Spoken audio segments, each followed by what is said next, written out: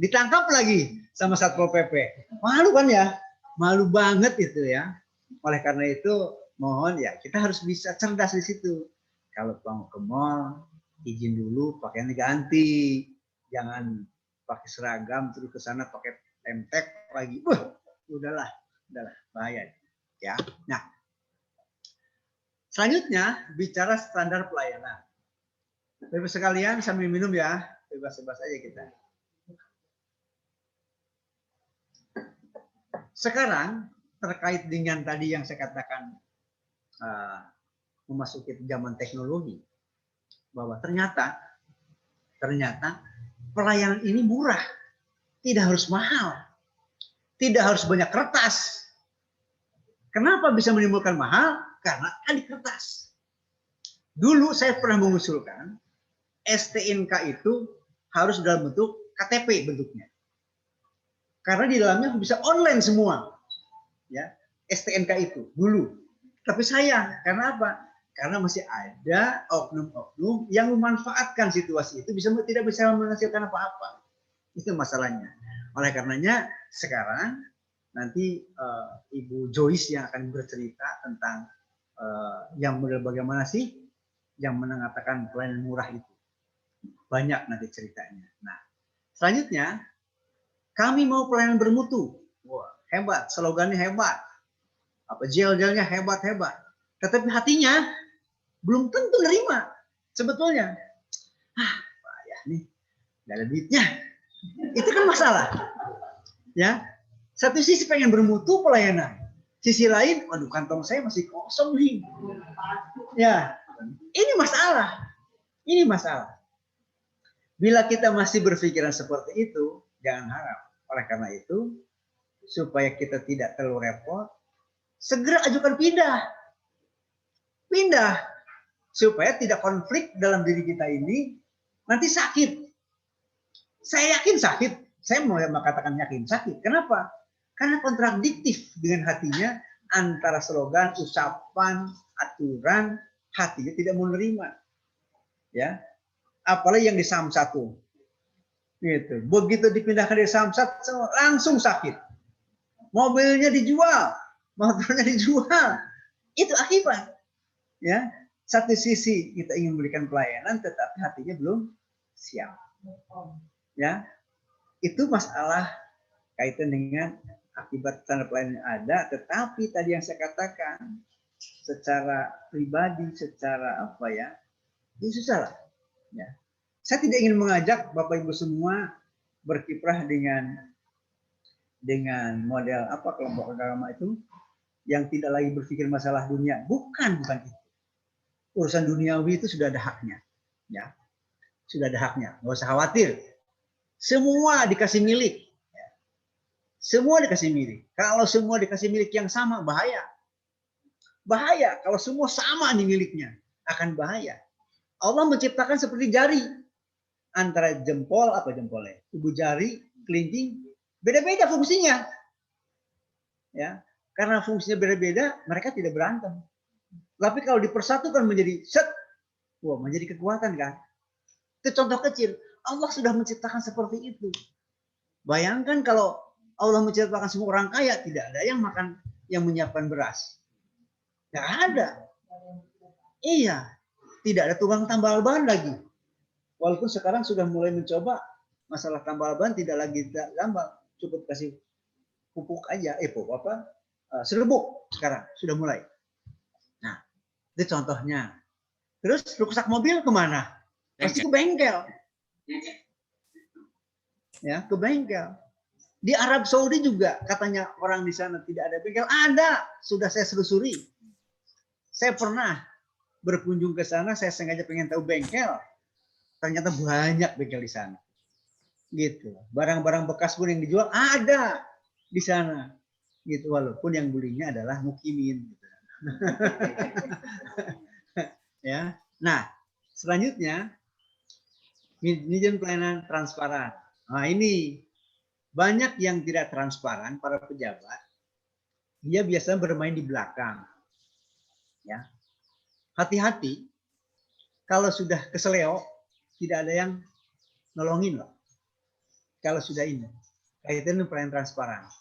Saya tahu betul karena saya tahu banyak 28 tahun menangani bidang pendapatan itu banyak sekali yang tidak jelas. Ya, mungkin termasuk di perizinan, mungkin di tempat yang lain. Ya, oleh karena itu hati-hati, lebih baik kita transparan. Bukan pakaian yang transparan. Kalau pakaian transparan buat diri masing-masing saja ya. Ada yang sudah lupa gitu.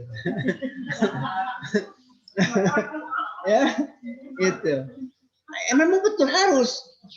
Karena pelayanan dengan transparan ini juga akan membangkitkan semangat dalam kehidupan kita. Ya. Semangat. Oleh karena itu, transparan ini bukan berarti negatif. Tetapi berpikir adalah positif. Nah, oleh karenanya, kita sekarang sudah mulai muncul bahwa pembuatan KTP, pembuatan ini itu nanti ada rupiahnya. Dan tidak menerima uang, uangnya langsung disetor ke bank. Itu yang paling praktis, tidak ada beban. Tetapi ada yang suka memanfaatkan situasi, gitu. Ada, ya. Nanti kalau sudah selesai, ada omongan di belakang. Ada, ya, ada lah, gitu. Dan saya tidak hanya salah ngomong, itu banyak bukti, gitu. Nah, oleh karena itu kita sebagai aparatur sipil negara yang ingin menerapkan pelayanan prima juga harus seorang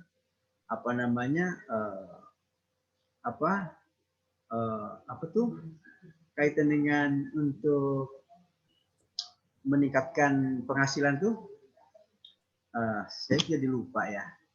Kalau sudah melihat banyak yang cantik suka lupa saya juga. Ya. Jadi ikut memasarkan, ya. Apa sih memasarkan ekonomi itu namanya? MKM. Kita harus seorang jadi, marketing, apalagi? Sales, apalagi? Apalagi yang lebih hebat lagi namanya apa? Promotor, apalagi itu? Promosi. Amanat dari undang-undang tentang otonomi daerah. Ya. Sebetulnya seluruh daerah sudah mulai didorong untuk mengarah kepada kewirausahaan. Bukan wirausaha apa? Pendorongnya adalah kegiatan usaha. Kenapa? Pemerintah termasuk presiden mengatakan tekan itu biaya izin, tekan supaya investor datang. Kemitraan seperti ini yang harus. Kalau sekarang kita ini semua berpikir, alah, pengusaha juga mau kok bayar, apa sih susahnya? Itu kan masalahnya. Ya. Nah, ini oleh karena itu Bapak Ibu sekalian jangan lupa dalam hal menentukan standar pelayanan ini juga harus jelas. Ya. Harus jelas. Apalagi ya banyak sekali maaf beberapa, mudah-mudahan di Banten tidak terjadi di rumah sakit umpamanya, ya. Apalagi yang menggunakan BPJS. Wah ini kalau BPJS pelayanannya berbeda dengan yang bawa duit banyak. Nah, itu juga masalah. Oleh karena itu perlu kita pikirkan bersama bagaimana caranya mengatasi seperti ini. Memang tidak mudah. Nah, selanjutnya ya, bahwa kita sebagai manajer pelayanan ini secara pribadi semua juga dituntut inovatif. Kenapa? Inovatif ini sebagai aparatur sudah diamanati ya sesuai dengan Permen PAN bahwa kita harus mencari terobosan-terobosan baru terutama dalam hal pelayanan, peningkatan pendapatan, keamanan, juga tentang kesehatan, bagaimana caranya, dan berbagai hal. Oleh karena itu, ini inovatif ini harus terus kita gali. Bagaimana caranya untuk menggali inovatif? Tadi, salah satunya adalah silaturahmi. Kedua, manfaatkan teknologi. Karena kita ini dominan memanfaatkan teknologi itu hanya menurut orang, dicontoh, tetapi mencari yang baru sulit. Nah, Oleh karena itu tadi yang saya contohkan, komunikasi antara pohon, angin, matahari, dan tanah, bila kita munculkan ke permukaan, itu bisa menjadi inovatif dalam hal mendorong meningkatkan produktivitas hasil pertanian. Gitu. Itu yang belum pernah muncul. Gitu. Contoh kecil saja, Bapak Ibu sekalian, kalau pohon di rumah tidak pernah berbuah, itu pohon harus dibelai. Dibelai, segala sesuatu kalau nggak dibelai tidak berbuah. Ya, silakan aja. Kalau tanpa dibelai tidak akan bisa menghasilkan buah. Ya, contoh kecilnya begini. Bari ngobrol, bari nyiram. Apa nyiram itu apa? Waalaikumsalam. Sambil nyiram, ajak ngomong si pohon itu. Bunga ros, bunga melati, gitu kan? Kamu berbuah ya, nih, ya. Coba deh, kalau Anda berbuah akan indah kelihatannya, gitu, ya. Nah, contoh kecilnya begitu. Termasuk pohon buah-buahan yang lain, sambil ditarik sedikit. Karena apa? Pohon pun harus olahraga. Contoh kecilnya gitu. Olahraganya gimana? Olahraga itu secara alami oleh angin. Ahlinya ada sebetulnya yang tahu sebetulnya, bukan saya. Gitu. Tanpa belayan tadi itu dianggapnya belayan menurut saya ya. Bayangkan kalau pohon tidak kena belayan, tidak kena angin, tidak akan berbuah. Tidak akan berbuah. Ya. Nah, itu contoh kecilnya lah, ya. Oleh karena itu Bapak sekalian, dalam hal mencari inovatif itu tidak hanya sekedar berdasarkan buku, tapi akan ketemu dengan sendirinya. Akan ketemu dengan sendirinya. Contoh kecil, kenapa di sawah banyak sekali keong emas? Sudah dibasmi berbagai cara, ada terus. Ternyata matematik itu jelas hasilnya. Min kali min plus. Oleh karena itu, si keong emas itu dihancurin sama kita, dibikin busuk, ya maaf nih, ini pengalaman saya sedikit gitu. Airnya dibanjurin tuh ke pinggir-pinggir apa namanya, gugula apa, galengan, ya, itu tidak akan muncul karena bau mahana, bau dirinya. Nah, itu contoh kecil. Nah, itu kan inovatif mungkin ya, karena saya bukan ahli pertanian, itu hanya kira-kira saja. Ya. Dan itu dibuktikan, bisa dibuktikan, ya, kaitan dengan masalah tadi. Banyak hal. Kalau usulan itu ya nanti saya tanya ke ahlinya di depan saya nanti. Nah, selanjutnya kita ini adalah manajer sebetulnya. Semua manajer. Jangan hanya membedakan karena jabatan, kepangkatan, beban kerja dan sebagainya, ya.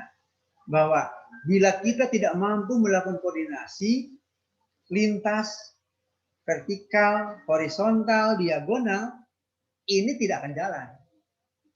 Sebagai contoh, kendaraan roda 4 kalau mengandalkan roda saja bisa didorong.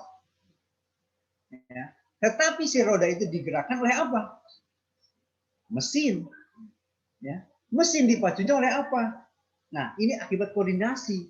Ya. Baik vertikal, horizontal, diagonal, semuanya. Akhirnya jalan. Nah, itu Bapak sekalian. Dari dongeng ini ya. Tetapi insya Allah kalau memang itu semua ingin sukses dalam kehidupannya, tidak hanya sekedar sebagai aparatur sipil negara, sebagai masyarakat pun, bila kita melakukan seperti itu, apalagi selalu berpikir positif. Orang yang selalu berpikir positif pasti sehat, insya Allah. Insya Allah sehat. Tetapi kalau sudah mulai berpikir negatif aja, itu penyakitnya nambah. Bisa sutris gitu, bukan sutrisno. Gitu. Nah, itu. Nah, selanjutnya cerdas. Cerdas itu bukan pinter ya. Beda. Kalau pinter bisa pinteran, ya. Kalau cerdas itu selalu memanfaatkan tadi inovatif, koordinatif, positif dan sebagainya. Cerdas itu memanfaatkan hal-hal yang kecil bisa menghasilkan, yang kecil bisa besar dan sebagainya. Itu cerdas. Dan juga tetap kita berpegang aturan. Karena apa? Aturan ini yang menjadi dasar dalam hal pelayanan lingkungan. Dan juga diberikan pekerjaan itu kepada yang sesuai, kompeten. Karena apa? Bila diserahkan kepada orang yang tidak kompeten, hancurlah. Kan menurut hadis itu apa? Berikan pekerjaan itu kepada ahli atau hadis atau Al-Quran itu.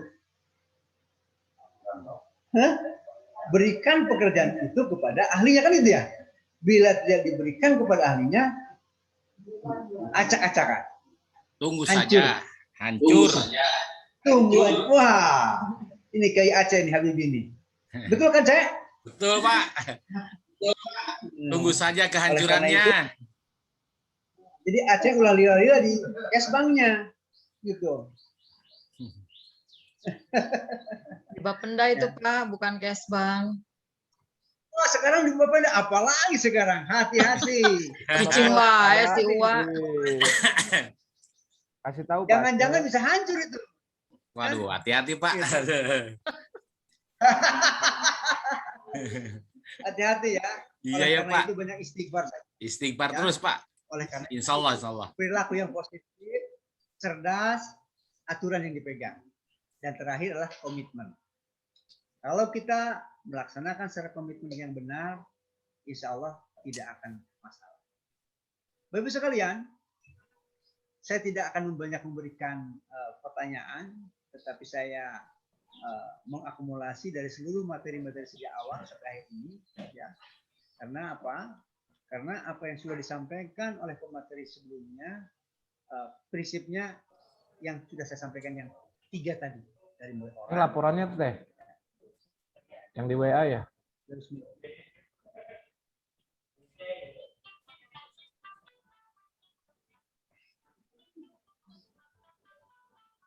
Kalau kita begini sini juga ya. Halo, Assalamualaikum. Waalaikumsalam, siap. Saya akan akhiri. Enggak di Grey saya. Ya. Di Grey. Tetapi sebelum berakhir, Grey Chatter. saya akan memberikan kesempatan kepada narasumber kita. Ya, narasumber nih. Hah? Ya. Narasumber dibayar loh. Oh, siap. Kang Didin, siap. Kirain tuh Pak. Pak Muhammad Arif di-unmute dong. Ada narasumber lagi bicara. Nah, itu yang terkait dengan yang tadi bahwa kita harus berpikirlah positif, nggak apa-apa ya, teman-teman semua bebas-bebas aja ya, dalam acara kita ini. Tetapi ada satu hal, saya minta nanti di akhir kegiatan ini harus menyusun narasi, menyusun laporan apa yang saya sampaikan hari ini dalam bentuk narasi yang berbeda. Terutama bukan materi saya, tetapi nanti materi dari sekretaris dari Mall Pelayanan Publik ini, satu bukti yang sudah mendapatkan akreditasi A di Banten baru ini. Oleh karena itu mohon dengan sangat Bapak Ibu semua untuk menyaksikan, mendengarkan dan mencatat dan masukkan itu semua hasilnya ke LMS. Tanpa itu saya akan mengkat untuk tidak mengeluarkan sertifikatnya. Ini kewajiban kita sebagai aparatur bahwa kita harus minimal 20 jam mengikuti kediklatan ini, pelatihan. Saya minta dengan sangat nanti mohon hasil akhir untuk direkap di narasinya, silakan bentuknya bebas dan dimasukkan ke LMS. Ya. Itu saya perkenalkan, silakan Ibu Joyce untuk tampil untuk menyampaikan terkait dengan implementasi pelayanan publik, pelayanan prima yang akhirnya bisa menghasilkan sertifikat dari Kementerian PAN dan RB yang bulan lalu. Kenapa bisa menghasilkan sertifikat seperti itu? Mari kita saksikan bersama. Silakan. Narasumber Pak Cepi. Pak Cepi. Pak Cepi. Kakana UI. Bro.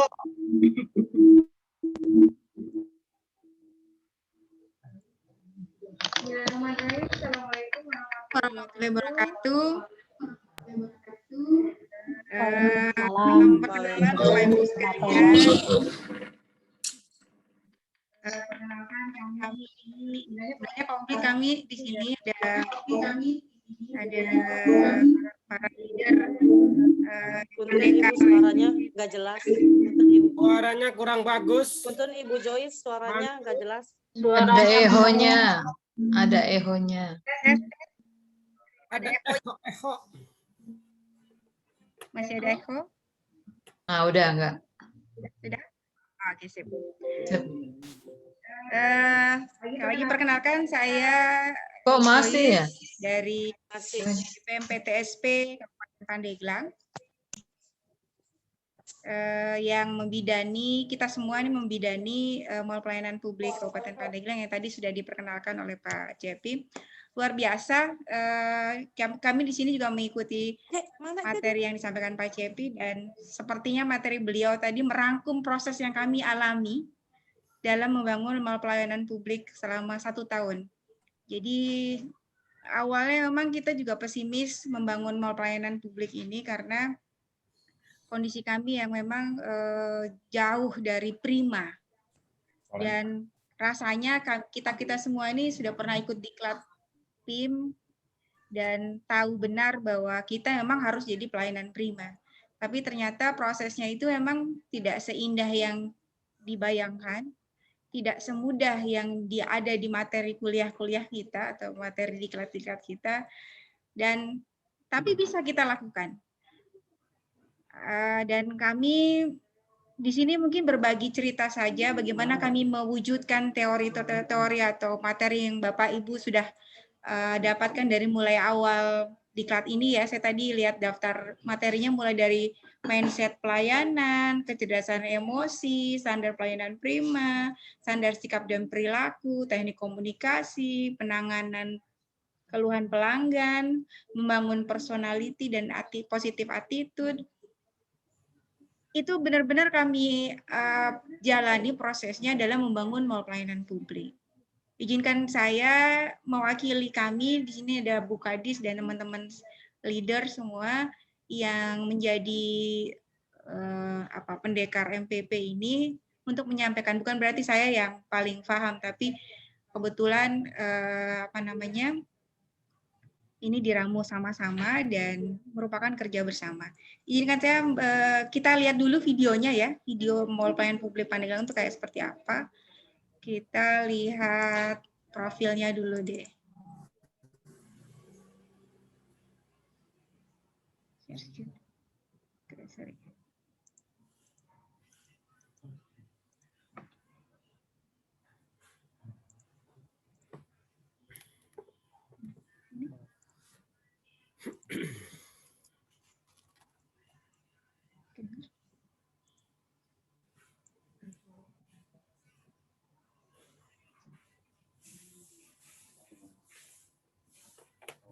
Nggak ada suaranya ya? Nggak ada suaranya ini? Belum. Suara. Sabar, tenang. Pak Rudi. Tenang. Masih dalam proses. Sabar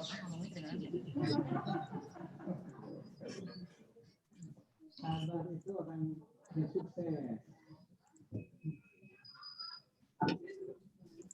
Di MPP, Mall Pelayanan Publik.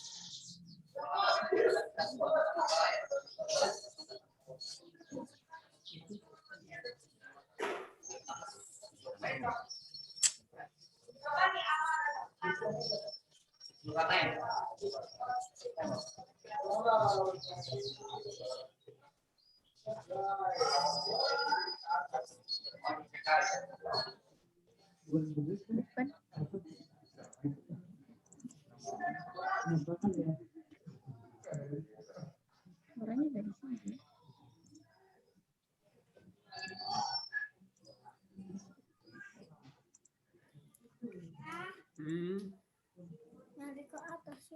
Apa ya kan lagi ini sayang.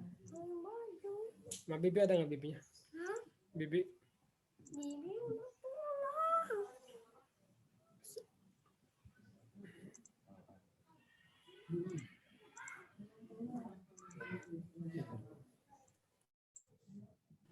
Inovasi untuk membangun negeri, dedikasi yang tinggi, public service delivery, semua ada di sini, kami siap melayani dengan tulus dan sepenuh hati. Di Mall Pelayanan Publik, inovasi yang terbaik. Di Mall Pelayanan Publik, siap melayani semua. Pelayanan yang prima, transparan dan terpercaya. Ayo semua ke MPP aja. Ambil nomor antrian, duduk tunggu, panggilan akses mudah dan cepat demi Pandeglang yang hebat. Pelayanan terpadu jadilah nomor 1, mewujudkan Pandeglang lebih maju.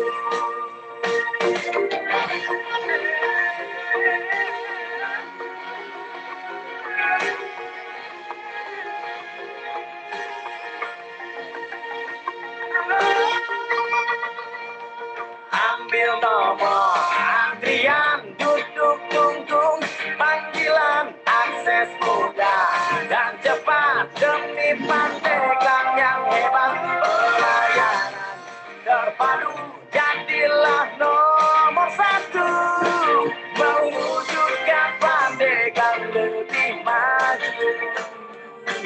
Mewujudkan Pandeglang lebih maju. Mewujudkan Pandeglang lebih maju.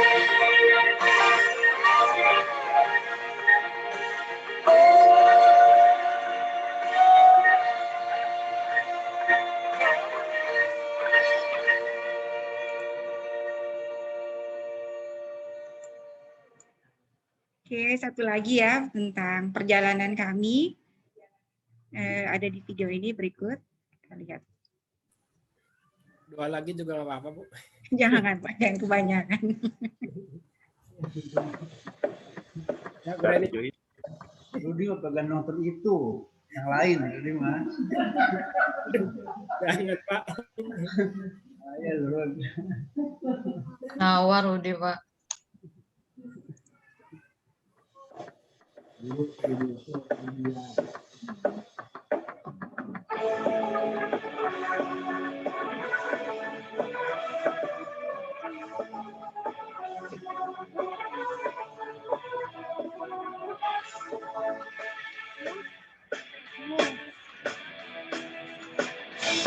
Ya kan?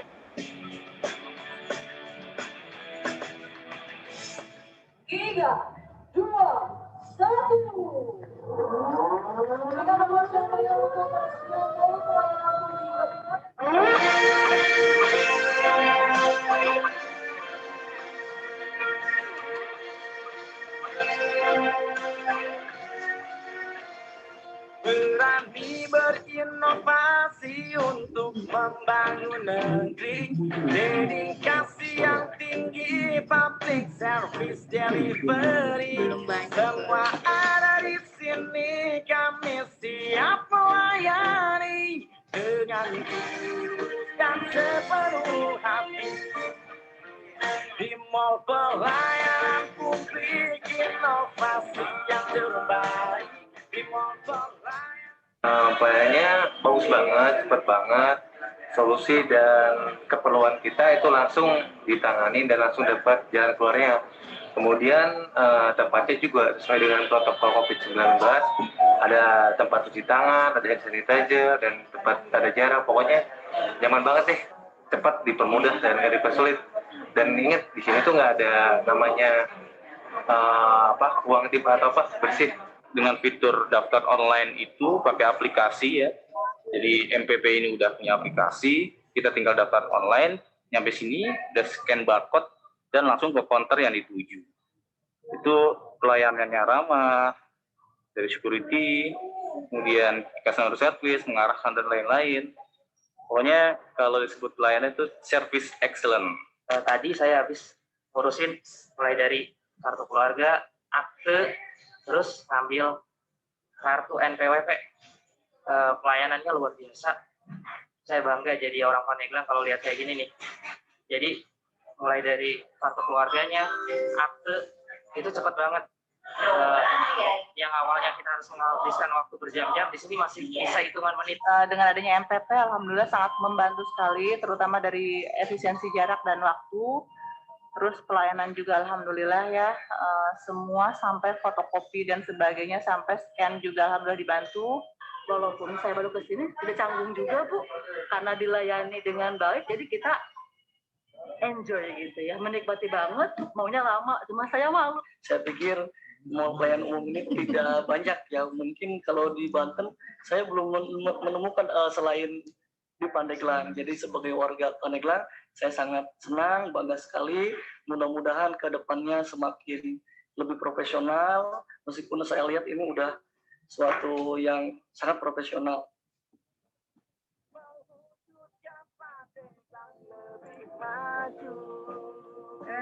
Itu tadi Bapak Ibu sekalian video tentang kami dan proses kami menjadi mall pelayanan publik.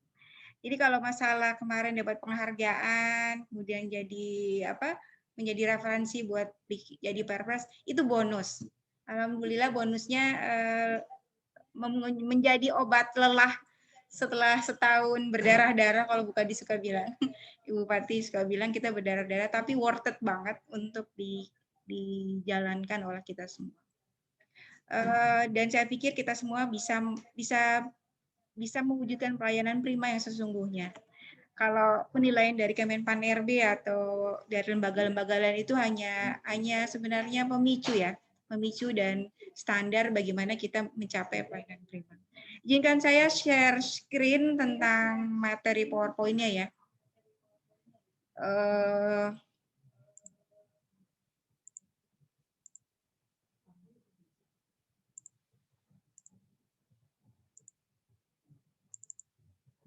Oke, ini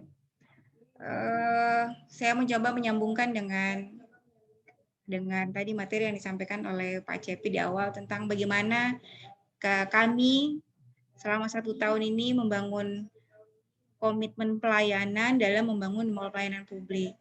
Jadi ini dasarnya karena ada peraturan Kemenpan RB tentang mall pelayanan publik.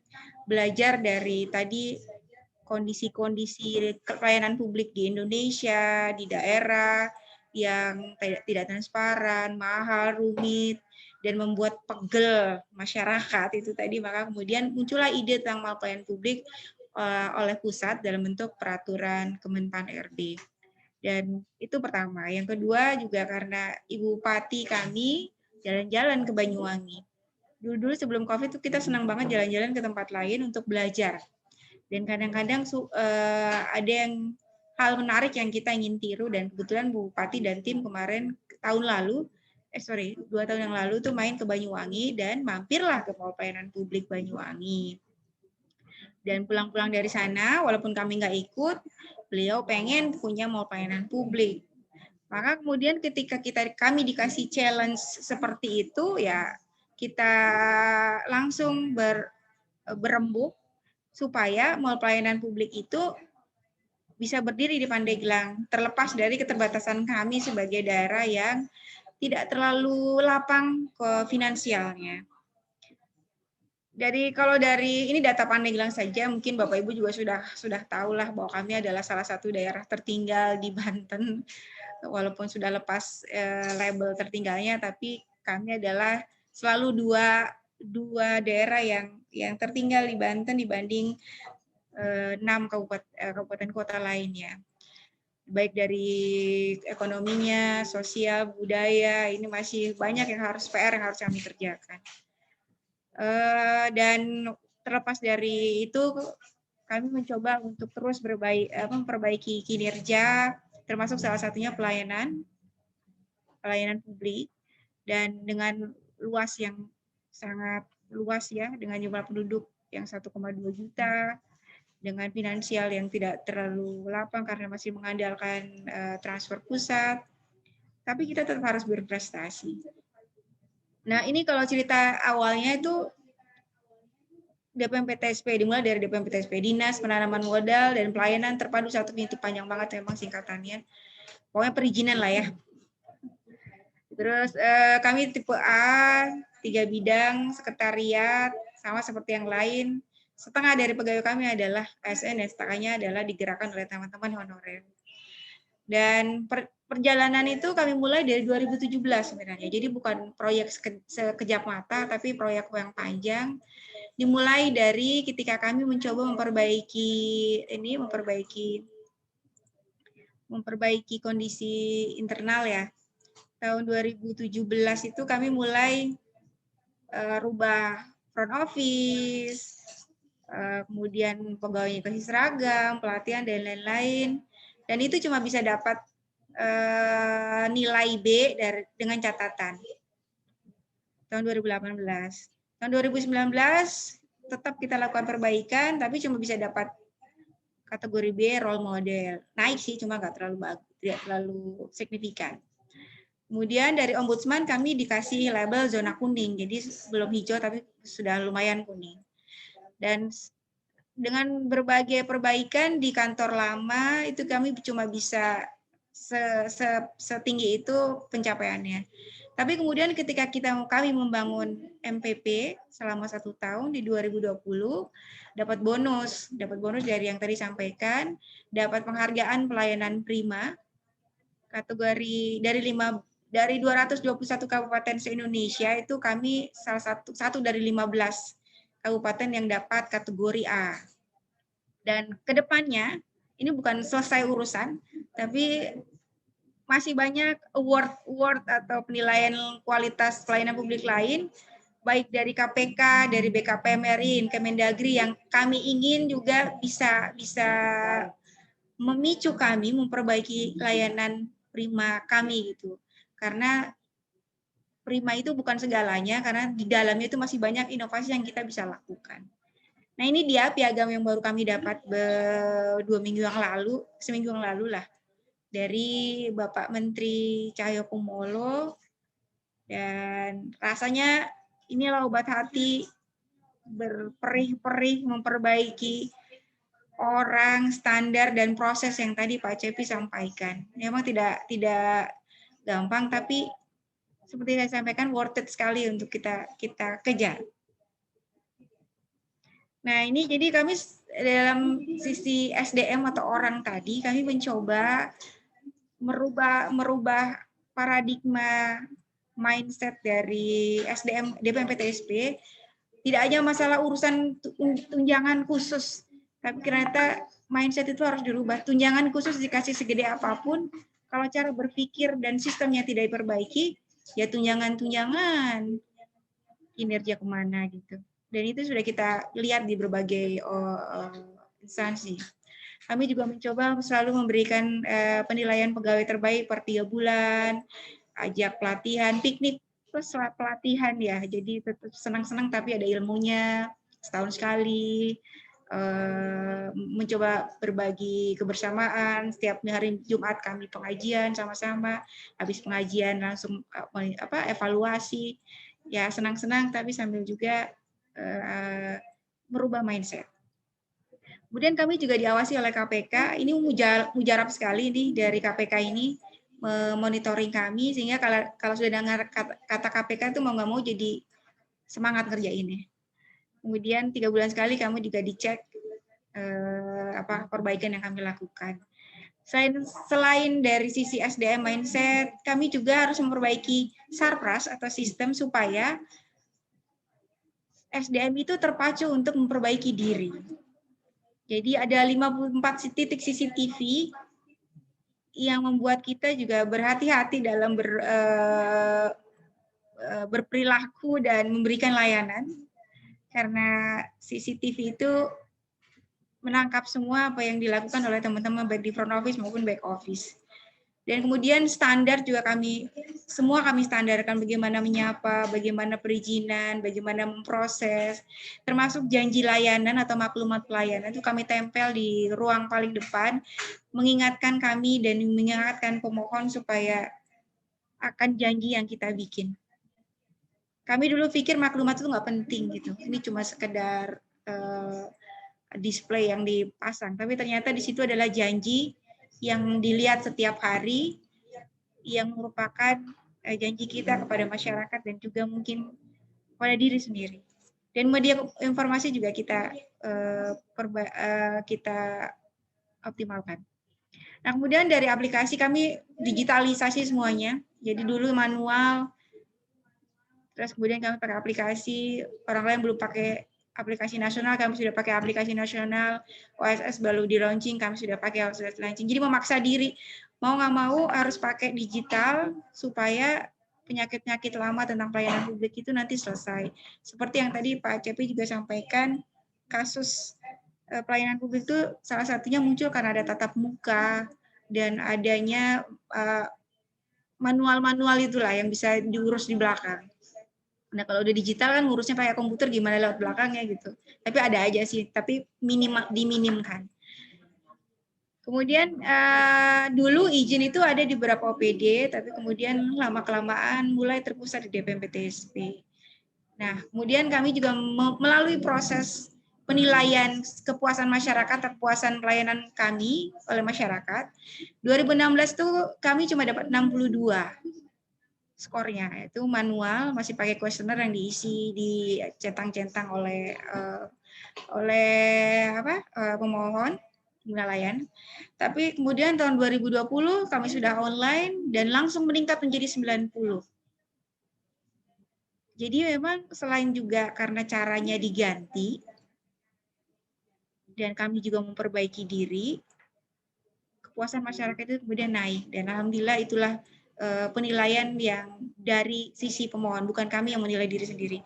Mungkin berikutnya adalah kami ingin dinilai oleh lembaga audit yang independen supaya lebih objektif lagi penilaian kinerja tadi. Nah, tadi bagaimana kami memperbaiki pelayanan publik melalui MPP. Nah, MPP ini lebih besar daripada DPMPTSP. Kalau DPMPTSP urusannya hanya perizinan. Nah, kalau yang MPP ini semua pelayanan publik kita satukan di satu tempat yang urusannya dengan barang jasa pelayanan publik, mulai dari KTP, KK, paspor, NPWP, BPJS, SKTM, bayar listrik, air, telepon, sampai bank kita satukan supaya dengan harapan ini tadi menjawab kondisi awal Pandeglang tentang pelayanan publik. Kami selalu banyak masyarakat yang komplain ke bupati, ini bikin izin kok biayanya nggak jelas, di orang A bikinnya 10.000, di orang B kenapa jadi 10 juta, syaratnya nggak jelas, prosedurnya dilempar-lempar, tempat tunggunya panas, kotor, jorok kayak gitu. Kemudian, nah kami juga geografisnya luas, instansi pelayanan publik ada di mana-mana, jadi kadang-kadang pengguna layanan itu suka tawaf ya, satu ke Dinsos, besok ke ke BPJS, besoknya lagi, jadi nggak cepat selesai layanan publik. Terus kita dulu itu nggak suka pakai IT, ya salah satunya karena memang gaptek ya, gaptek, orangnya gaptek, komputernya nggak ada, ini wifi-nya nggak ada gitu, internetnya nggak ada. Dan karena kondisi begitu, maka nilai kami di Pandeglang itu dinilai kurang baik. Bukan cukup, tapi kurang baik. Nah, kemudian ketika di-challenge oleh Bupati untuk bikin MPP, ya kami pikir itu adalah solusi untuk supaya ini semua selesai lah, penyakit-penyakit ini selesai. Nah, ini proses kami itu 1 tahun saja. Ini paket cepat, paket kilat. Kalau menurut Kemenpan-RB, kami termasuk yang paket kilat. Karena ada beberapa daerah yang harus 2 tahun, 3 tahun baru selesai. Dan kami paket cepat ini 1 tahun saja. di tengah COVID, di tengah kemampuan finansial yang terbatas. Kalau mungkin Tangerang Selatan, Cilegon duitnya banyak, bikin MPP itu kalau dari sisi finansial tinggal berniat saja pasti jadi. Nah kalau kami urusan bikin MPP itu ya pasti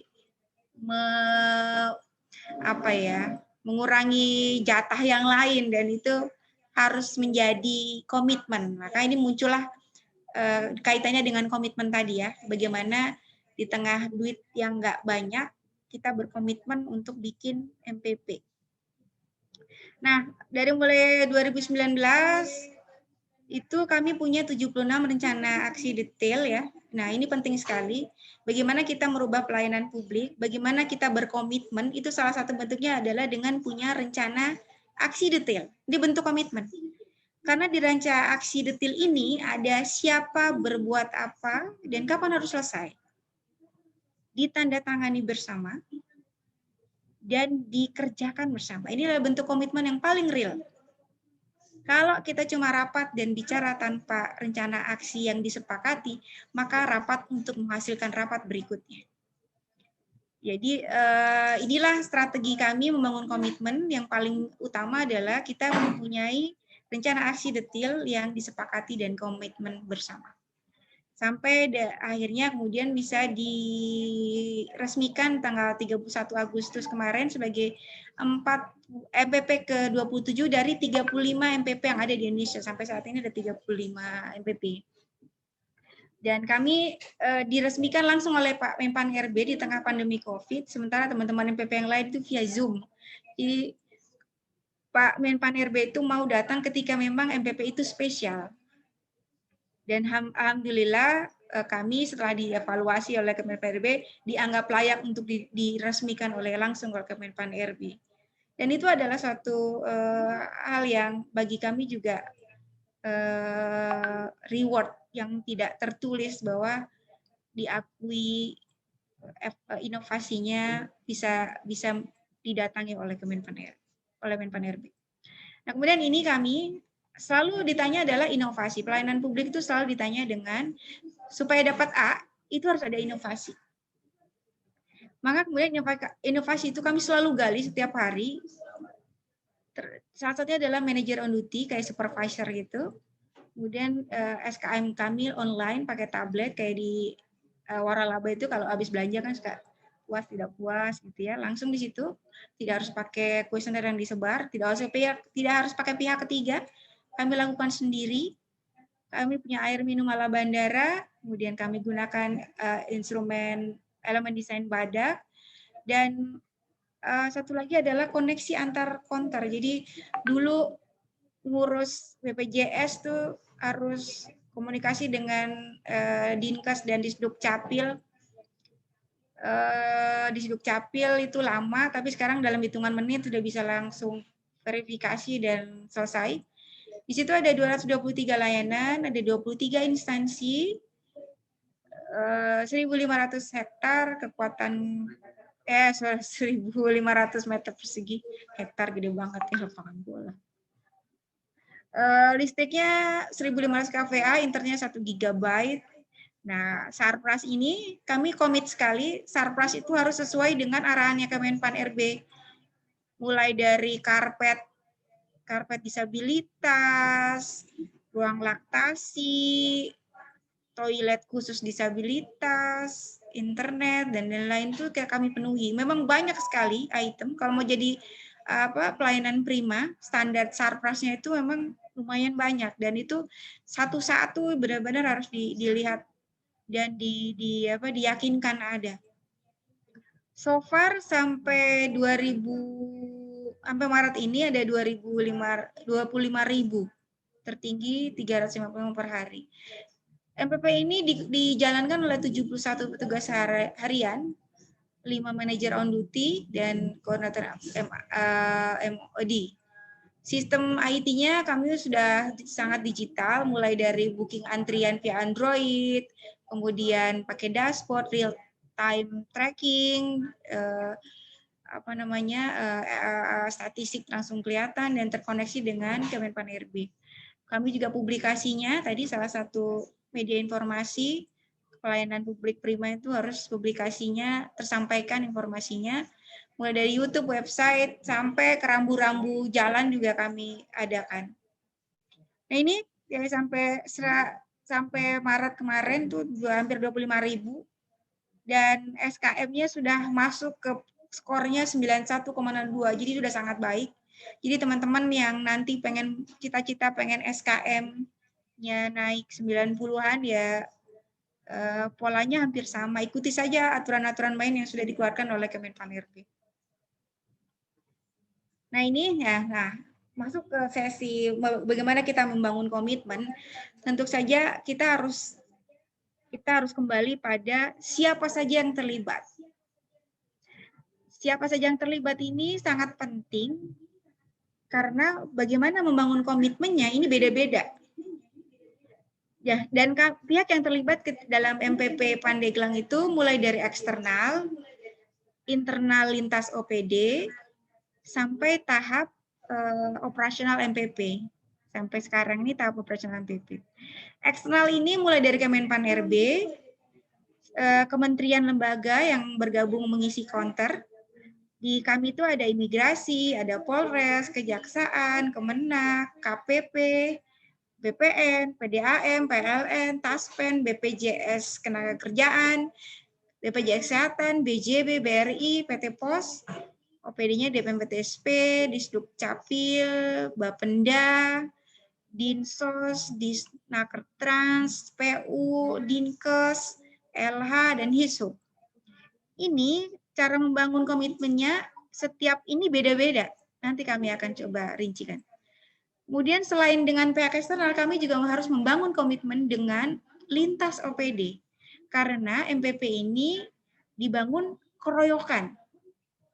Bukan saja oleh DPMPTSP. Di sini ada Setda, ada BPKD, Diskomsantik, BKD, PUPR, Bapeda. Sangat terlihat bahwa ini adalah kerja keroyokan. Nah, biasanya kalau keroyokan itu kalau nggak jelas cara kerja, maka kemudian jadi berantem. Bukannya jadi MPP gitu. Nah, ini juga tips and tricks-nya supaya bisa rukun dan bekerja paralel. Nah, kemudian pada tahap operasional, maka pihak yang terlibat dan membangun komitmen adalah petugas, dan jangan lupa adalah pengguna layanan. Kalau komitmennya cuma ada di petugas, pengguna layanannya tidak dibangun komitmennya, maka MPP pun tidak menjadi baik jalannya. Nah, petugas MPP ini ada kementerian lembaga yang petugas yang mengisi kontrak, OPD, petugas outsourcing kami, dan kami DPMPTSP yang selaku pengelola MPP. Nah, ini tantangannya banyak nih ketika kami membangun MPP, mulai dari tadi komitmen yang sedang jadi topik hari ini, kemudian pembiayaan, operasional MPP, SDM. Yang disampaikan tadi Pak Cepi bahwa SDM ini sangat mempengaruhi pelayanan prima, ini benar-benar terjadi selain proses dan standar tadi. Nah, ini cara kami membangun komitmen ketika membangun MPP. Jadi ketika kami dengan Kemenpan-RB, cara membangun komitmen kami dengan Kemenpan-RB adalah komunikasi itu harus intens. Harus sering telepon, tanya, minta dinilai, dan kita harus punya PIC khusus. Jangan semua orang mengkomunikasikan diri dengan Kemenpan-RB. Kemenpan-RB-nya jadi pusing. Jadi mending 1 atau 2 orang saja yang menjadi jubir kami ketika berkomunikasi dengan Kemenpan-RB. Dan ketika kami berkomunikasi, kita sudah siap dengan konsep sesuai aturan mereka. Jadi pembicaraan jadi sangat tajam dan fokus ketika kita siap dengan semua peraturan yang kita ikutin dari mereka. Kalau untuk kementerian lembaga atau swasta, membujuk mereka untuk bergabung, itu caranya itu kami jualan atau SPG yang tadi marketing, bahwa apa sih untungnya Anda bergabung dengan MPP? Ya kayak sales aja gitu. Kami berdagang, untungnya beliau-beliau gabung dengan MPP. Kemudian kami juga intens komunikasi, jemput bola, datang ke mereka, sowan, presentasi, ya kayak jualan gitu. sampai 22 kali ini kami lakukan ke 14 kementerian lembaga. Kemudian juga kami ajak mereka ke acara sosialisasi yang narsumnya dari Kemenpan RB dan Bupati. Kalau dengar dari kami mungkin bosan, siapa sih kalian gitu. Makanya kemudian ketika yang jadi narsum adalah Kemenpan RB dan Bupati, ini memberikan sinyal kepada beliau-beliau kementerian lembaga swasta bahwa kami serius. Kami serius bikin MPP. Nah, kemudian juga sekali lagi ketika berhubungan dengan kementerian lembaga itu harus ada PIC khusus dari kami. Tidak ganti-ganti, orangnya itu saja. Supaya beliau nyaman, dan kemudian langsung bikin MOU dan PKS. Dan kami benar-benar mengidentifikasi kebutuhan mereka apa. Karena kita mitra setara, maka kemudian apa yang mereka butuhkan harus kami identifikasi dengan baik. Yang terakhir adalah benar-benar clear and clear masalah hak dan kewajiban antara beliau dan kami di MPP. Supaya tidak ada dusta di antara kita ketika mereka sudah mulai bergabung dengan kementerian lembaga. Nah, kemudian bagaimana kami membangun komitmen pelayanan dengan lintas OPD? Karena tadi duitnya sedikit, Pandeglang, maka kemudian jatahnya beberapa teman jadi diambil oleh MPP sebenarnya kalau buat jujur. Maka kemudian kami harus sampaikan ke beliau-beliau, teman-teman OPD lain, kenapa MPP itu penting. Karena ini bukan cuma buat DPMP TSP, ini benar-benar buat masyarakat Pandeglang. Dan manfaatnya besar. Kemudian salah satu membangun komitmen adalah Ibu Bupati menjadikan MPP itu proyek prioritas kabupaten. Nah, kalau sudah prioritas itu mau nggak mau kan orang lain terpaksa jadi ikhlas gitu memberikan dananya untuk jadi MPP. Dan kemudian setiap hampir sebulan sekali dievaluasi di tingkat pimpinan daerah. Semua orang dengar, semua orang tahu progresnya, persiapannya. Dan kemudian ketika kami rapat atau evaluasi pembangunan MPP itu selalu dengan tindak lanjut. Ini sangat penting, membangun komitmen itu dengan rencana tindak lanjut yang detail tadi, supaya kegiatan yang tadinya 3 tahun itu bisa kita squeeze atau kita paralelkan menjadi hanya 1 tahun. Dan kemudian ketika kami expose atau paparan supaya teman-teman lain yakin bahwa kita tuh serius bikin MPP, yang kita paparkan tuh detail dan konsepnya jelas, bahkan desainnya jelas, by data, by peraturan. Dan kemudian kami juga ajak teman-teman OPD itu hadir di sosialisasi MPP supaya dengar sendiri dari Kemenpan RB, supaya dengar sendiri dari Ibu Bupati bahwa kita ingin bangun MPP. Nah, kemudian untuk bagaimana kami membangun pelayanan prima di internal DPMP TSP yang tadi adalah Ibu Kadis selalu melakukan briefing, evaluasi reguler atau tematik. Hari ini bahas tentang desain, besok bahas tentang tatib, besok lagi bahas tentang regulasi, jangan besok deh, pagi bahas seragam, siang bahas tim song, sore bahas regulasi. Jadi kami udah kayak makan obat tiap hari ini. Pagi, siang, sore. Dan kemudian kami selalu dibagi siapa mengerjakannya apa sangat detail dan kapan harus selesai. Jadi kayak diburu-buru, selalu kayak diburu-buru deadline. Dan kemudian tadi kami pakai alat bantu kendali. Entah itu whiteboard, daftar kerjaan, pakai aplikasi. Kami punya aplikasi untuk Jobless.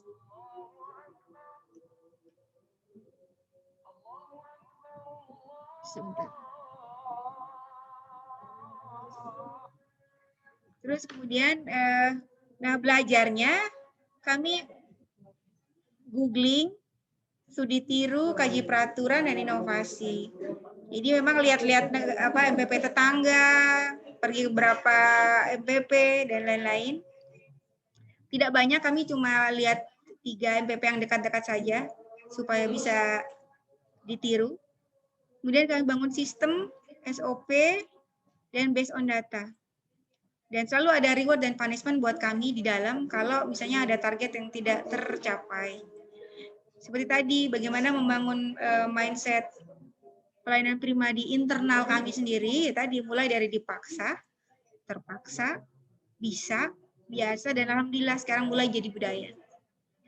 Nah, pada saat kalau untuk komitmen di level tahap operasional MPP, kalau di petugas dan outsourcing MPP, kami bangunnya itu melalui tata tertibnya sangat jelas.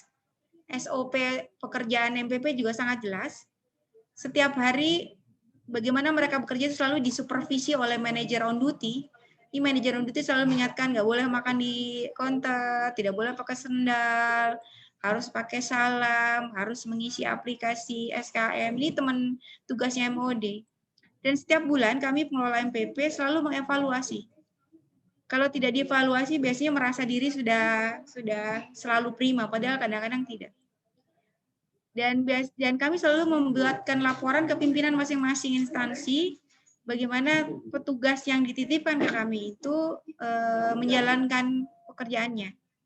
Selain itu juga kami memberikan pelatihan, motivasi, pembiasaan kepada petugas ya. Selain itu juga kami selalu menjaga kebersihan dan kenyamanan tempat mereka bekerja. Selalu ada apel, ada yel-yel, seragam, PIN, dan sebagainya. Jadi memang sangat komprehensif bagaimana membangun pelayanan prima di petugas MPP. Kalau internal DPMPTSP, selain ada penugasan manajer on duty, SOP bekerjanya MOD juga sangat kita jaga. Dan setiap bulan kami mengevaluasi kinerja MOD pun manajer on duty ini selalu kami evaluasi. Nah tadi komitmen itu tidak saja petugas tapi juga pengguna layanan. Jadi masyarakat itu kita didik juga supaya terbiasa untuk tidak main belakang, tidak terbiasa untuk tidak nyalip antrian, terbiasa untuk bersih, rapi. Nah, kita punya tata tertib pemohon, itu kita tempel di dinding, di MPP supaya pemohon juga paham ini adalah area yang tertib dan semuanya ada aturan mainnya. Dan kemudian ada manajer on duty yang tiap hari ngingetin atau petugas yang ngingetin pemohon atau pengguna layanan supaya misalnya pakai masker, pakai baju yang rapi, saat antrian. Nah, itu cara kami membangun komitmen dengan pengguna layanan. Tentu saja standar pelayanan itu penting. IMB itu berapa hari, biayanya berapa, ini harus bisa diakses dengan gampang oleh pengguna layanan. Ini salah satu SOP yang kami coba bangun. Ini manajer on duty mulai tugasnya, mulai dari cek protokol kesehatan jalan apa tidak, cek absen, cek jadi humas, sampai bikin laporan harian. Jadi memang supaya standar cara kerja manajer on duty, kita bikin SOP-nya, kita bikin tupoksinya, jelas. Kemudian tadi petugas juga ada tata tertibnya. Misalnya istirahatnya bergantian, harus ramah, dilarang merokok, makan, nggak boleh pakai HP, kecuali dengan layanan. Terus kemudian harus pakai aplikasi, harus isi SKM. Nah, yang pemohon juga kita minta tadi, tidak boleh bikin keramaian, apalagi bawa senjata tajam, tidak boleh bawa hewan, tidak boleh, harus pakai masker, tidak boleh salaman dengan petugas. Ini terus dikontrol oleh manajer on duty. Jadi supaya tadi semuanya taat pada komitmen yang sudah dibangunkan. Sekali lagi, ini terakhir, bahwa kita membangun MPP atau membangun pelayanan prima, itu selalu memang diawali dengan komitmen. Komitmen tadi bukan saja di level pimpinan daerah, tapi juga di manajerial level dan pelaksana. Ini sangat penting. Cita-cita itu besar, tapi kalau cuma hanya di level pimpinan, tidak dilaksanakan oleh pelaksana, OB, security di depan, maka yang jadi cita-cita saja. Dan kemudian ketika membangun itu semua, perlu rencana aksi yang detail, kerja yang jelas, terus dievaluasi, selalu berinovasi dan konsisten. Mungkin itu dari kami, terima kasih. Dari kami cuma demikian. Nanti kalau Bapak Ibu pengen lihat atau pengen diskusi lebih detail, kami undang untuk main ke Mall Pelayanan Publik Pandeglang, biar lihat sendiri apakah saya cuma sekedar basa-basi tadi ininya, sharingnya, atau Bapak bisa lihat sendiri di kami. Mungkin itu, terima kasih. Wassalamualaikum warahmatullahi wabarakatuh. Waalaikumsalam warahmatullahi wabarakatuh. Terima kasih Bu Joyce yang telah menyampaikan materinya cukup lengkap. Ternyata memang benar adanya perjuangannya sangat berat untuk kelas Pandeglang, anggarannya kecil, tetapi kota-kota besar yang anggarannya besar ternyata tidak mampu. Disitulah komitmen baik pimpinan, pelaksana, dan juga komitmen anggaran. Oleh karena itu, dalam hal disiplin anggaran pun jelas sekali. Bukan ukuran penghasilan, apalagi bicara tunjangan, bukan ukuran. Gitu. Kinerja yang baik adalah bisa menghasilkan pendapatan. Tidak perlu banyak pendapat, lebih baik banyak pendapatan. Itu menurut orang-orang samsat ya. Gitu. Ya, tetapi hati-hati, Anda jangan terlalu berpikir bahwa Anda akan seumur hidup di situ. Tapi bicaralah berpikir untuk jauh ke depan. Baik, dipersilahkan kepada Bapak Ibu semua yang ingin bertanya, khususnya para peserta. Izin Pak. Izin bertanya Pak. Peserta. Izin Pak, nanya Pak. Oke, silakan Ibu Rifa. Siapa? Rifa ya? Ya Pak, Bu Rifa Pak. Oke, silakan Bu Rifa. Terima kasih Pak Cepi. Assalamualaikum warahmatullahi wabarakatuh. Assalamualaikum Bu Joyce, terima kasih pemaparannya. Tapi masih ada yang ngobrol ya? Di-unmute dulu aja. Bapak punten izin, kayaknya saya mau nanya ke Pak Cepi khusus sama ke Bu Joyce juga ya. Yang pertama, Bapak datang ke Dispenda, saya keluar, Bapak keluar, saya masuk Pak. Jadi Bapak dulu pernah di bidang pendapatan, saya masuk Dispenda zaman Pak Muhadi masih menjadi kepala dinas tuh Pak. Saya dari Bapenda Pak. Dari 2007 saya di Dispenda, kemudian berubah jadi DPPKAD, DPPKD sampai Bapenda Pak. Saya dari 2007 di arsip, nggak boleh kemana-mana juga Pak. Sekarang baru moving jadi analis pajak daerah di bidang pendapatan. Pengalaman Bapak cukup banyak. Saya harus banyak belajar dari Bapak, apalagi sudah 4E, luar biasa. Apresiasi buat Bapak. Pertanyaan saya, untuk komitmen Pak. Kalau saya baca dari Bu Anissa Bu kemarin kan kita betul-betul pelajari customer kita. Masyarakat kita, karena dunia perbankan dia mau jualan apa nih, sampai yang kekinian, sampai di era pandemi sekarang, diikutin terus. Nah konsep MPP, kalau yang saya lihat tadi itu, mempelajari customernya, dia lebih ke pelayanan apa yang bisa dijual, all pelayanan ada di sana.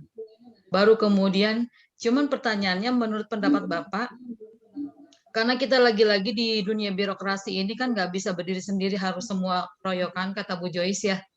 Harus bareng-bareng, karena nggak bisa sendirian, bisa babak belur kalau sendiri. Selama Bapak ada di birokrasi, Pak, kira-kira selain yang 3 unsur tadi, yang orang, proses dengan standar, kenapa harus lama ya di pemerintahan? Sementara di swasta bisa cepat gitu. Tapi apresiasi buat MPP Pandeglang menjadi yang terbaik kedua di Indonesia dari 2017 sampai dengan sekarang mendapatkan penghargaan. Nah Ibu, itu Pak untuk Bapak ya Pak, menjadi seorang ASN yang smart membaca juga gimana caranya itu Pak selama Bapak malang melintang itu. Kadang ada suatu kondisi kita harus menjadi orang lain, kadang ada satu kondisi kita harus mengalah, ada satu kondisi dan sebagainya Bapak sudah tahu seperti apa.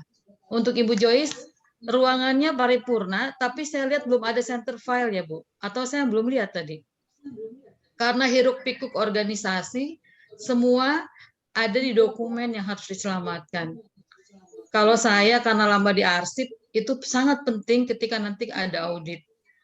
Kebetulan waktu zaman KPK dulu, semua kasus di Banten datanya saya punya. Waktu itu mengarsip perbendaharaan saya tinggal klik, jadi 700 berkas yang diminta KPK sudah kita penuhi waktu itu. Di MPP apakah ada record center atau center file? Satu. Yang kedua, kita kadang luput pengawasan ya Bu. Apakah cukup oleh KPK dengan rencana aksinya? Atau bagaimana Bu? Itu saja. Dan Pak Cepi, kenapa Pemprov belum punya ya MPP ini? Atau memang pelayanannya hanya untuk tingkat kabupaten? Atau seperti apa? Minta pendapatnya. Hatur nuhun. Mohon maaf kalau tidak ada yang berkenan Pak. Wassalamualaikum warahmatullahi wabarakatuh. Waalaikumsalam, Bu Rifa. Sekarang Ibu Rifa fungsional ya? Enggak Pak, saya staf biasa. Cuman analis anjabnya, analis jabatannya, itu saya analis. Belum Pak, belum fungsional. Saya sudah 4A sih, tapi belum ada fungsional apa yang kira-kira cocok. Itu Pak. Fungsional arsiparis kan bisa, belum ada loh. Di Arsiparis, saya sudah jadi Pranata Kearsipan dari 2007 Pak, sampai 2020. Tinggal beralih. Kalau Ibu beralih bisa 4. Saya lagi pelajari Pak, karena udah ngobrol dengan pihak kearsipan sama dari Arsip Nasional. Saya masih lihat Pak. Baik, Ibu Rifat, terima kasih pertanyaannya. Saya akan coba sedikit. Pertama, saya jelaskan tadi yang tiga hal, manajemen dan keadilan. Ya. Banten hanya umumnya berangan-angan. Terus terang aja, saya tahu betul konsepnya oke, tetapi implementasinya nggak ada. Saya pernah sedikit agak konflik kaitan dengan badan perizinan di BP perizinan yang di provinsi. Dan besok lusa kewenangan perizinan lebih dominan di kota kabupaten, tetapi provinsi hanya sekedar rekomendasi secara umum. Yang pertama. Nah, pada saat dalam mendiskusikan mal di masing-masing kota kabupaten, nampaknya provinsi pun kurang peduli. Karena bicaranya adalah otonomi daerah. Karena bicara otonomi daerah, sepertinya ya masing-masing. Padahal harusnya yang membina tentang perizinan di tingkat kota kabupaten itu ada di provinsi. Itu yang pertama. Oleh karena itu kembali lagi kepada tiga hal tadi, manusianya, aturannya, apalagi tadi? Standar Pak. Standar sudah jelas dari Kemenpan, sudah jelas. Ya, jelas sekali. Nah, tinggal bagaimana pelaksanaannya. Nah, karena kepala perizinan BPMTT yang provinsi apa nama itu? Dr. BPTSP. Pak Mahdani. Dia juga merasa malu sebetulnya ketinggalan. Kenapa? Tadi konsistensi perencanaan harusnya anggaran Banten sangat besar. Oke. Contoh kecil saja. Bapenda, dulu di Spenda, Samsat, itu pernah mendapatkan dari yang merupakan pelayanan itu Sukovindo, pernah mendapatkan. Tetapi apa yang terjadi? Sebelum ada penilaian di Samsat itu, semua puasa 1 bulan. Kenapa? Semua benar. Setelah keluar sertifikat dari Sukovindo tentang ISO sekian saya lupa lagi, biasa lagi. Berarti kan manusianya kan? Manusianya. Ya, komitmen tadi tidak sesuai dengan standar. Itu kira-kira. Nah, oleh karena itu salah satu yang saya ajak kepada Bapak Ibu semua, pertama coba komunikasi pada aturan yang ada, bangun komunikasi yang baik, ya, sepakati komitmen tadi itu sepakati. Terutama adalah pimpinan, didukung oleh yang di bawah. Di bawah pun jangan lihat kiri kanan. Bila lihat kiri kanan, udah selesai. Pengalaman saya, selama di Dinas Pendapatan, maaf ya, ini saya menyarankan saja. Orang yang berlama-lama di sepeda, begitu berakhir jadi orang minta-minta loh. Banyak sekali. Dan saya merasakan sampai sekarang pun, mantan-mantan pegawai di sepeda zaman dahulu kala, yang sampai terakhir Banten terakhir saja, itu sekarang di ujungnya di orang minta-minta. Karena apa? Dulu ada ketergantungan dari penghasilan di Samsat, di pendapatan daerah. Karena tidak lagi menghasilkan apa-apa, sekarang banyak minta-minta. Sampai sekarang pun banyak lewat WA, SMS, tolong dong kirim buat bayar listrik, bayar ini, bayar itu. Oleh karena itu, saya berharap mohon komitmen kita dalam pelayanan yang baik dan benar. Insya Allah, bagi semua peserta yang sekarang ini, semua sukses, tidak terkena masalah, ya, jangan leha-leha, tetapi konsisten dengan pelayanan yang baik. Itu Bu Rifa menurut saya dari saya. Dan selanjutnya dipersilahkan Ibu Joyce. Izin tadi menambahkan yang disampaikan Cepi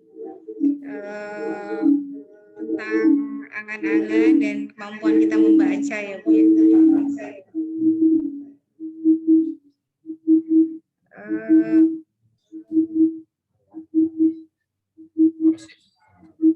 Ada ehonya ya Bu ya. Ya.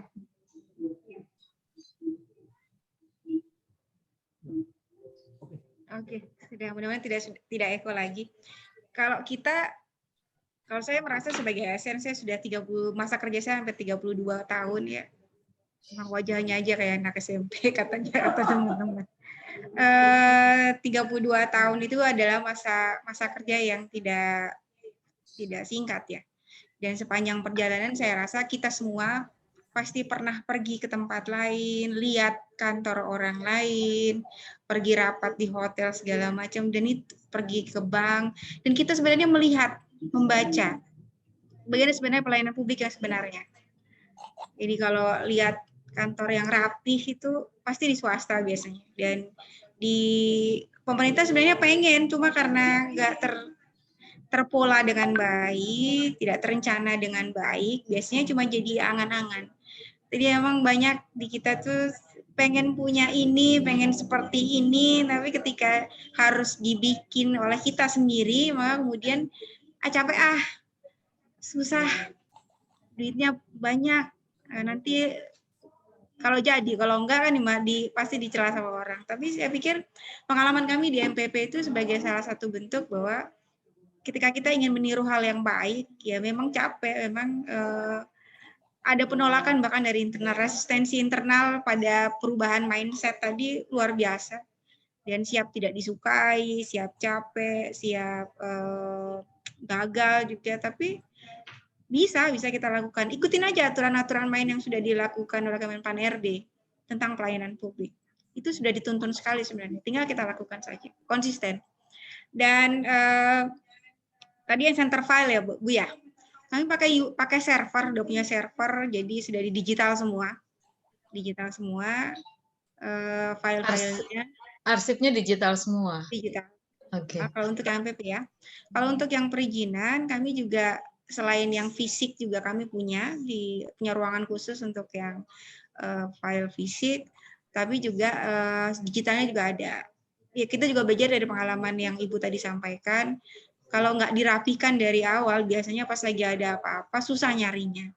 Dan itu benar-benar membuat kami sadar bahwa harus ada petugas khusus, harus digitalisasi, harus punya penanganan arsip yang serius. Dan itu sudah kami lakukan. Sampai bela-belain punya server dan ruang server sendiri gitu. Izin Bu Joyce, Pak Cepi izin. Pertanyaan saya kalau pakai digitalisasi, fisiknya juga dirapihkan, karena ada permasalahan yang saya rasakan selama saya jadi Pranata Kearsipan. Karena kebetulan kalau di Samsat kan Pak, di Bapenda kan kita di Induk ya Pak. Di Induk kan menjadi koordinator unit pengolahnya itu arsip 12 Samsat itu Pak. Kita kan melakukan evaluasi dan pendampingan ke seluruh Samsat supaya arsipnya semua rapi. Ketika Irjen atau KPK atau BPK minta data, monitoring Bindal juga dokumennya cepat. Tapi Bu, kendala yang pernah saya alami, kepolisian dan kejaksaan kita ketika ada permasalahan undang-undang ITE-nya belum bisa diterapkan. Jadi kalau ada kasus itu mesti fisiknya aja. Padahal digitalisasi itu kan bisa diotentifikasi ketika di print dari aplikasi. Nah, bagaimana MPP kalau itu digitalisasi sebagian fisik, ketika ada masalah, apakah pihak terkait seperti kepolisian dan kejaksaan mau menerima hasil print itu diotentifikasi menjadi bukti hukum? Gimana Bu Joyce? Apa namanya, kalau dari peraturan yang berlaku sekarang memang tidak semua persyaratan itu diupload oleh pemohon ke digital. Kita tidak bisa menerima berkas fisik. Dan itu aturan mainnya sudah ada PP-nya, Perpresnya yang menyatakan bahwa barang dokumen-dokumen pengajuan itu didigitalisasi. Dan itu oleh undang-undang bahkan sampai dan PP-nya bicara begitu. Untuk kondisi sekarang. Di Banten sudah belum ada case untuk yang seperti itu. Untuk yang lama-lama kita punya berkas fisik, fisiknya ada yang lama-lama ya. Yang baru-baru ini karena dengan undang-undang yang baru kita punya digital, arsipnya digital seperti itu. Ya, karena punten ini sharing aja Bapak punten. Karena waktu kasus yang Bansos Hibah itu, kebetulan kan KPK datang ke DPP-KAD waktu itu dia nggak mau yang digital, Bu, pengennya yang fisik. Jadi mau tidak mau untungnya fisiknya kita rapihkan gitu. Nah, maksudnya kita akan mikirnya ke depan ya Bu ya, MPP ini jangan sampai digitalisasi semua fisiknya. Saya juga pernah nanya ke Arsip Nasional, karena ternyata fisik itu tetap harus dibutuhkan sebagai alat bukti hukum. Mungkin itu tergantung ranah layanan publiknya ya Bu ya. Kalau kami di perizinan memang tidak diharapkan untuk ada berkas fisik untuk yang masuk, jadi sudah digital karena ada aturan mainnya seperti itu. Baik. Terus kemudian untuk pengawasan tentu saja selain KPK juga dari di inspektorat itu secara reguler. Terus pengawasan dari pihak luar, tadi saya sampaikan ada dari BKPMRI, ada dari Kemenpan-RB, Ombudsman, jadi hampir setiap bulan tuh kami selalu dievaluasi oleh pihak luar. Terus kemudian kalau untuk apa tadi yang terakhir ya? Oh, provinsi yang belum punya, memang Kemendagri itu mengarahkan kabupaten kota yang punya, karena di level pelayanan publik yang paling betul, kabupaten kota. Di level kabupaten. Jadi di strukturnya ada KPP Pratama, user. Koordinator aja provinsi mah. Ya, dan makanya saya nanya MPP perlu nggak provinsi gitu? Provinsi itu join aja, bikin perwakilannya, ada counternya di MPP kabupaten sebenarnya, supaya layanan perizinannya itu ada hadir di level kabupaten. Tapi kalau di level provinsi kan layanan publiknya nggak terlalu banyak ya, mungkin cuma perizinan. Kalau di kita sangat beragam, jadi mulai paspor, mulai dari KTP sampai NPWP, level usernya itu banyak di masyarakat kabupaten kota. Mungkin itu. Terima kasih Bu Joyce, Pak Cepi, hatur nuhun. Terima kasih Bu Rifa. Silakan mungkin yang lain, Ibu Indah Puspita katanya mau nanya lupa, apa memang sengaja dilupain? Bu Indah mana? Yang mau nanya? Bu Indah? Oke, baik Bapak sekalian, saya kira sekarang sudah menunjukkan 15.40 ya, sudah memakan waktu lebih nih. Tapi saya bersyukur Bapak Ibu semua masih standby, terkecuali yang backshare, ya. Yang keluar masuk saya anggap backshare gitu, mungkin kedinginan kali ya, nggak apa-apa. Ya mudah-mudahan dengan akhir dari kegiatan diklat pelayanan prima ini menjadikan satu modal buat kita semua agar kita bisa sukses dalam mengarungi seorang aparatur sipil negara.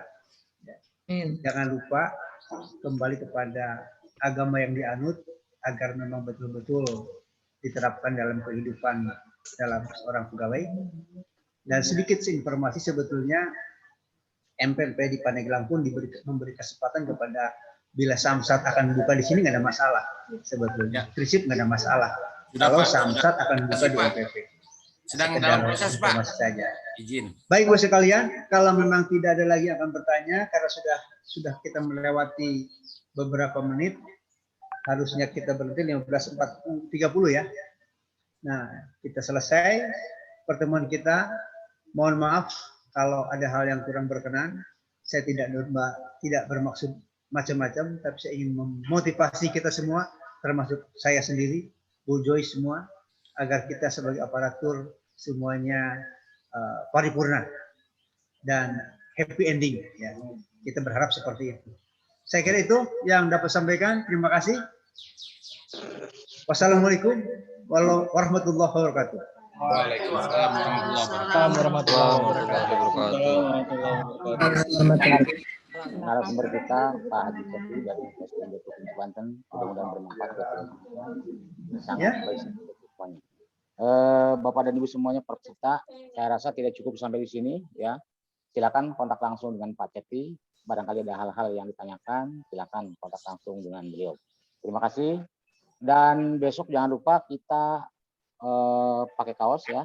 Kita ada senam ya, ada senam tetap seperti ini di masing-masing tempat, tapi tetap kita on 7:30 ya. Kalau ke diklat langsung nggak apa-apa tuh Pak? Ada yang mau didiklat di kesini ke kantor boleh, mangga sambil kita nanti di sini.